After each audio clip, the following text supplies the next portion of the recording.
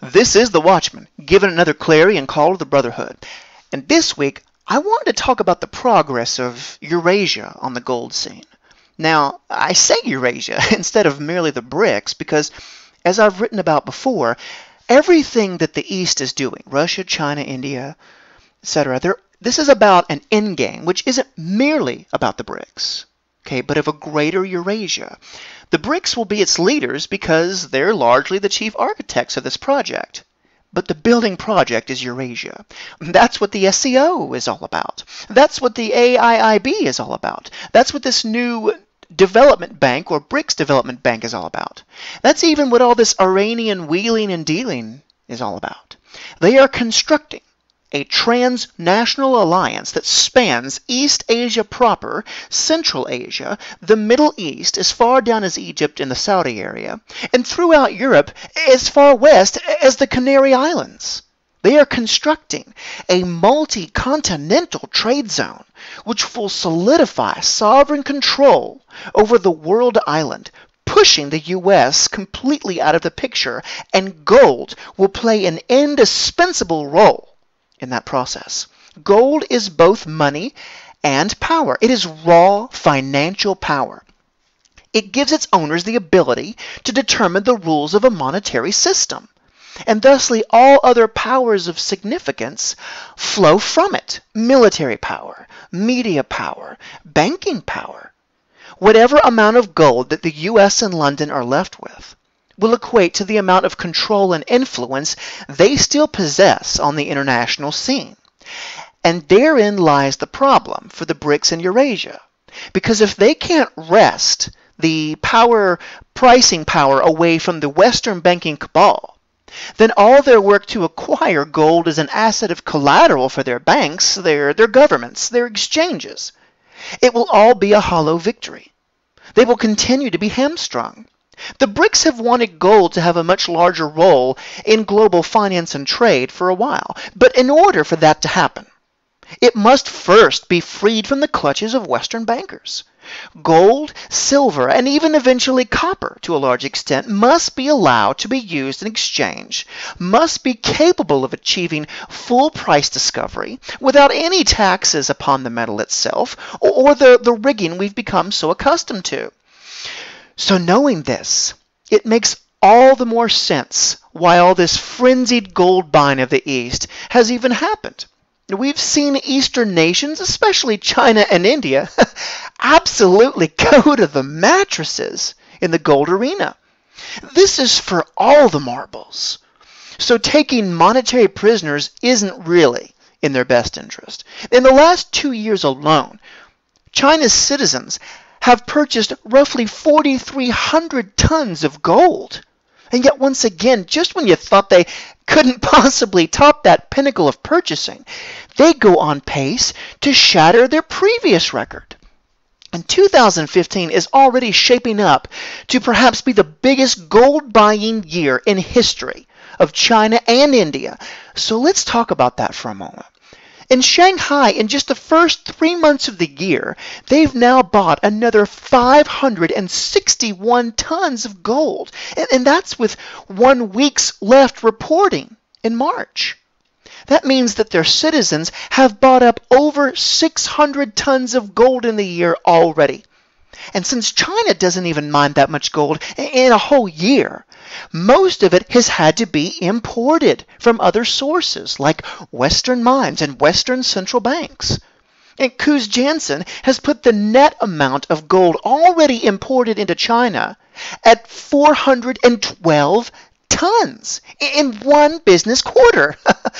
I know we've all heard figures like this so many times that they've lost some of their effect, but make no mistake, this is game-changing and this is astounding. China is once again, for the 3rd year running, both the world's largest miner of gold and the largest importer of gold. That is how large their gold demand is. And just think, none of this even includes India's gold buying. For India, meanwhile, has had to also import another 230 tons of gold into their country in just the first quarter. Combined, that's a total amount of over 640 tons of gold just these two nations have sucked out of the global supply chain. Now remember, the Earth only mines 2,400 tons of gold per year, minus Russia and China, each calendar year. So that means these two countries are soaking up an equivalent to all the global gold mining in 2015 like an insatiable, thirsty sponge. And what of the People's Bank of China and all this? I mean, those guys should stand up next to Jim Gaffigan and Seinfeld. I mean, they're comedians, smart comedians, but they're comedians nonetheless, because after 6 years, they're hilariously expecting us to believe that they still have a mere 1,054 tons. And do these guys still have just over 1,000 tons of gold? Not a ghost of a chance, brother. I wrote about this last year, but it bears repeating. Last summer, a man in China named Song Zhen, who is president of the China Gold Association, wrote in great detail about the desired future of actively including gold within the yuan. He had some rather interesting things to say, including exact tonnage figures of what it would take to make the yuan respectable on the global scene compared to euros or dollars. But don't take my word for it. Here's a few snippets of that gentleman's piece from last year. Quote, "For China, the strategic mission of gold lies in the support of renminbi internationalization. And so, let China become a world economic power and make sure that the China dream is realized. That is why, in order for gold to fulfill its destined mission, we must raise our gold holdings a great deal, and to do so with a solid plan. Step 1 should take us to the 4,000 tons mark, more than Germany, and become number 2 in the world. Next, we should increase step by step towards 8,500 tons, more than the US." Now, end quote. Now, knowing that game plan is crucial because you have a window into the Chinese government's mind. The global reset can only occur after the East has sufficient gold to bolster or anchor their currency and hollow the Western bankers. In order for that to currently be achieved, they'd need at least 5,000 tons of gold, or roughly 5% of their currency reserves.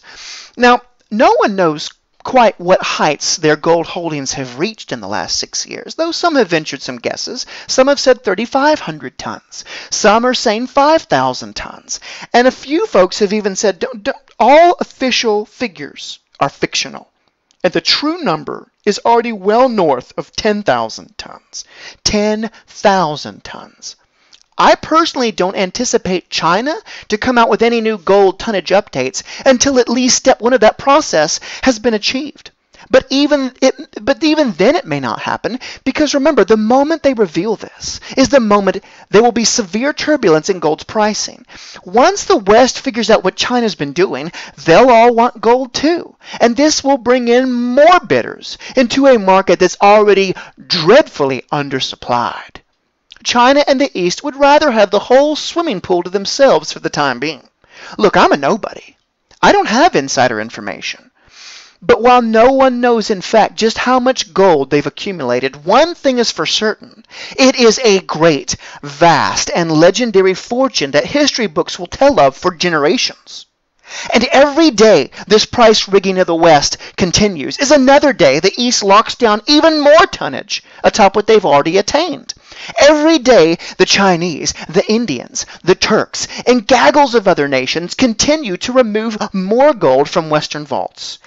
Every day we are one day closer to the announcement, to the revaluation, and to the reset of all currencies against gold. Some have thrown the towel in on gold and silver, sadly, over the last few years. That is truly a shame, because I believe those people will look back upon that decision as one of the worst of their entire lives. Remember, most of the folks bad-mouthing gold and silver now didn't buy a single ounce when they were $250 and $4 respectively, did they? They missed out on life-changing gains because they didn't understand what caused them in the first place. And likewise, those same folks don't understand what's causing this contrived, quote, bear cycle in those same metals. They will be absolutely blindsided when China answers the only two questions left of any significance. And those questions are this: what are their true gold holdings they're willing to admit to? And when will that admission occur? That's it.